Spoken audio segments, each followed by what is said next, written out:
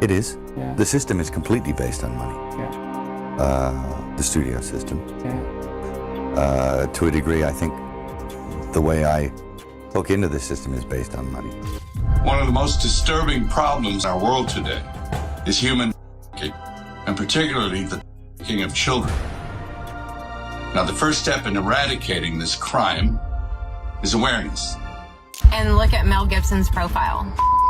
He dropped a list. How dare you!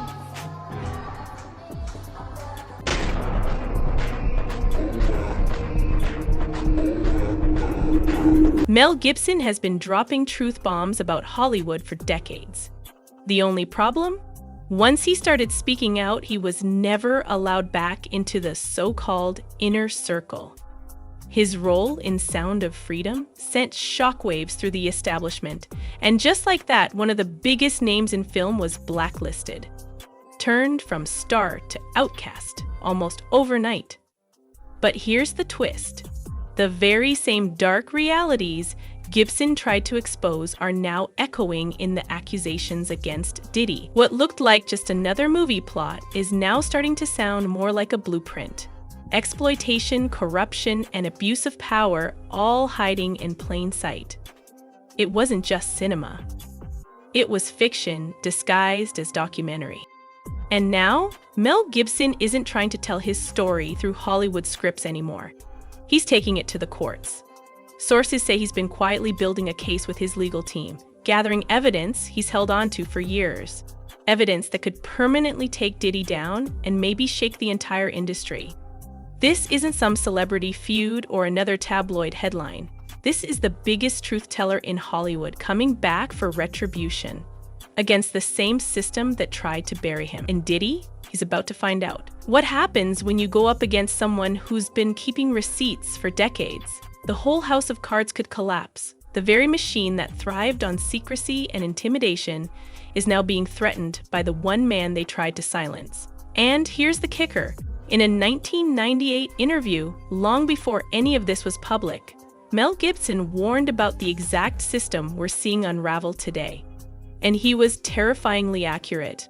And I formed a bunch of opinions about the town and about the people in it that were like, surely that couldn't be, because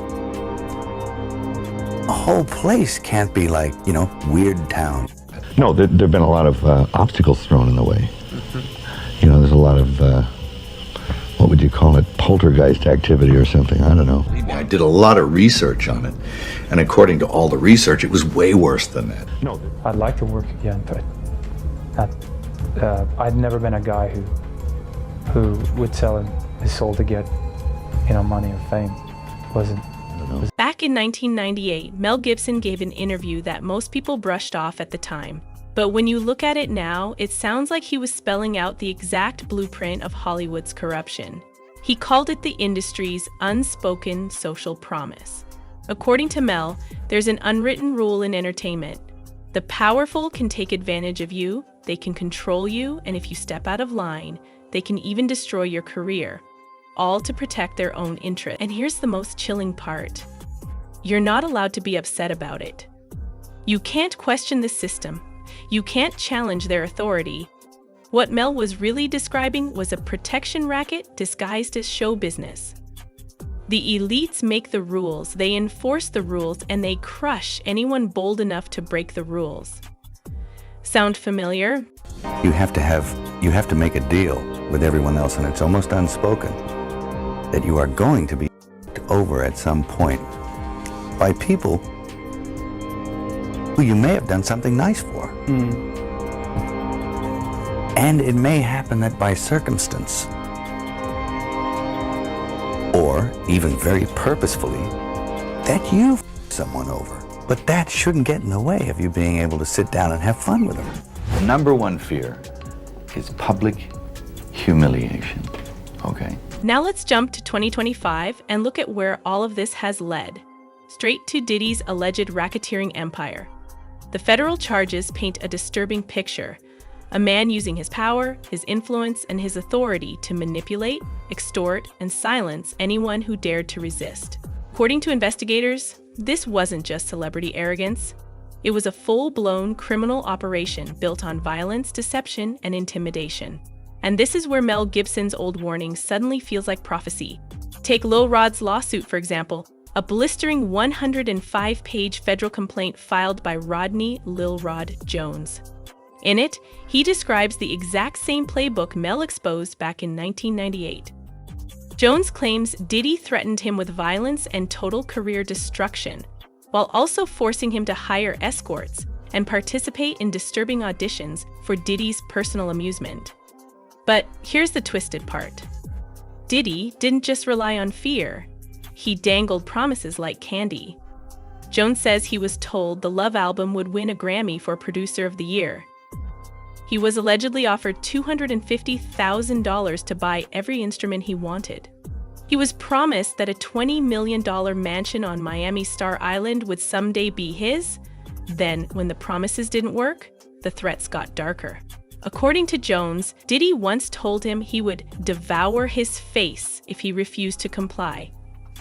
This is no longer just celebrity gossip. This is the blueprint of control Mel Gibson warned about nearly 3 decades ago, now playing out in real time. Been working on an album. I took a year off straight working on this album. That album is the Love album, Off the Grid by Diddy. Doing this situation is not easy. According to the lawsuit, Diddy wasn't running this empire alone. His own chief of staff, Christina Koram, is accused of playing the role of enforcer. Every employee on his payroll, from the chefs to the butlers to the housekeepers, was allegedly forced to carry a pouch or fanny pack stocked with drugs. We're talking marijuana edibles, GHB, sea powder, and other substances, all ready on demand. And when Rodney Lil Rod Jones tried to speak up, Coram reportedly brushed it off with a chilling phrase. You know, Sean will be Sean. She allegedly told him that Diddy's constant unwanted touching was just his way of showing affection. But what really takes this from disturbing to horrifying is how deep the network goes. The complaint claims that Diddy leveraged some of the most powerful figures in the music industry to protect his system. Former Motown Records CEO Ethiopia Habtemariam and Universal Music Group CEO Lucian Grange are both named as attendees and funders of multiple Love album listening parties at Diddy's mansion. And here's the kicker. These weren't just music gatherings. According to the suit, sex workers and even minors were present. Even more shocking, it alleges that the drinks at these parties, bottles of Ciroc vodka and De Leon tequila, were often laced, drugging guests without their knowledge. And if that's true, then these top executives weren't just innocent bystanders. They either knew or should have known that they were helping to fuel a predator's empire. He's having his day. He's having his day? He's having his day. We trust the justice system. Thank you, sir. God is good. Diddy's now being accused of perfecting, over the last 2 decades, the very same abuse of power Mel Gibson warned us about back in 1998.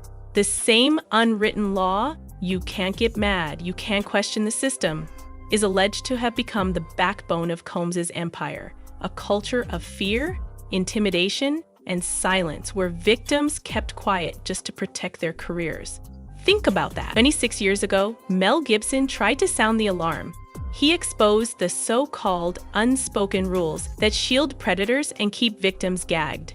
And today, with a federal probe circling around Diddy's collapsing empire, that old interview has become a chilling roadmap to understanding how Hollywood's power really works. Now, I mean, the world's in a pretty bad way.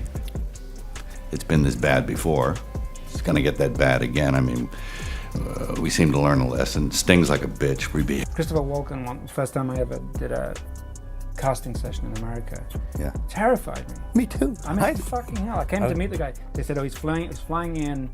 He managed to transcend and get above the war. We've always had it. We always will have it. The accusations against Sean Diddy Combs, both criminal and civil, fit Gibson's prophecy like a puzzle piece snapping into place. Back then, Gibson warned that Hollywood had no real moral compass. Money sets the direction.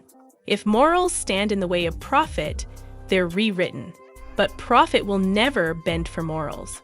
That is the very principle prosecutors say Diddy lived by, a system fueled by greed, exploitation, and control, one that turned the suffering of others into the foundation of an empire. Through Diddy's alleged crimes, Mel Gibson's warnings about industry influence have unfolded in the darkest way possible. Federal charges and civil lawsuits accuse Diddy of using recordings to trap young artists, dangling fame with one hand while using blackmail and fear with the other. The pattern wasn't random. It was calculated. At Bad Boy Records auditions, young performers were reportedly promised the world. "I'll make you a star." But behind the scenes, those promises came with a price. Victims were allegedly recorded, their silence secured not by trust, but by fear, facing a devastating choice: lose their dreams or live in financial and psychological chains. And when you really sit with the details, it makes your stomach turn. Texas attorney Tony Busby revealed he's representing more than 120 victims in civil lawsuits, 25 of whom were minors at the time of the alleged abuse. One of the youngest was just 9 years old, taken to a Bad Boy Records audition in New York. According to claims, Sean Combs and his staff swore to the boy and his parents that a record deal was guaranteed. Another victim, just 15, says she was flown to New York for what she thought was an industry party. Instead, she was allegedly deceived, led to a private room, and confronted directly by Mr. Combs. For countless young artists chasing their dreams of music and television careers, what awaited them wasn't mentorship. It was grooming, manipulation, and trauma disguised as opportunity. And it doesn't take very long, and I'm sure you've experienced this if you've stayed here for any length of time. And this is in the next film I'm going to do, I'm going to try and tackle this question. That there are big realms, spiritual realms. There's good, there's evil, and they are slugging it out. Mel Gibson's warning that money twists morality is playing out exactly in the way Diddy allegedly kept his empire running. Attorney Tony Busby claims that several high-profile celebrities connected to Diddy's circle have quietly been paying off victims just to keep their names out of